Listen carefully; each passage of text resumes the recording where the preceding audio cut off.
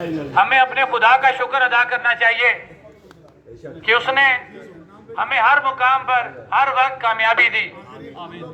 और इसके साथ साथ मैं हमेशा ये बात बरमला कहता हूं कि अगर हमारी किसी भी जगह पे अवाम के लिए, अवाम के हकूक के लिए हमने बदनीयती की, हमने फोटो सेशन किया, हमारा रब हमें दुनिया में जलील करेगा। ये मैं हमेशा ये बात करता हूं। हम अपनी जितनी कोशिश है हम कोशिश कर रहे हैं।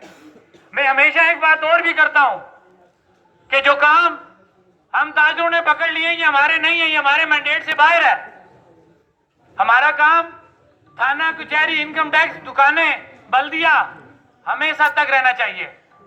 लेकिन जब हमारे वो हुक्मरान जिनको हम अपना वोट देके असेंबलियों में भेजते हैं, अपने हकूक की खातर असेंबलियों के अंदर कानून साजी की खातर कि अवाम की फलाह और बहबूद के लिए असेंबलियों में जाएं, कानून साजी करें और अवाम को रिलीफ दें। लेकिन जब की क्या बात कहूंगा, 76 सालों से हमारे साथ यही होता जा रहा है कि इलेक्शन आते हैं, हम वोट दे देते हैं, लेकिन उसके बाद अवाम का कोई पुरसाने हाल नहीं होता।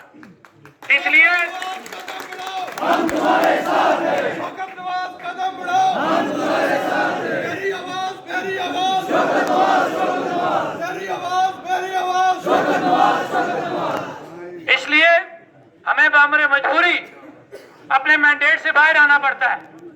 और ये आज पूरे आजाद कश्मीर की आवाम जो सड़कों पे निकली हुई है, वो ताजर, वो वकला, वो तुलबा, वो ट्रांसपोर्टर, वो सिविल सोसाइटी या हमारे वो बल्दियाती उम्मीदवार आज सड़कों के ऊपर क्यों है? इसलिए है कि जिन लोगों को हमने असेंबली में भेजा वो सिर्फ अपने पेट की बात कर रहे हैं, अवाम का नहीं सोच रहे। Nile assembly, Nile assembly.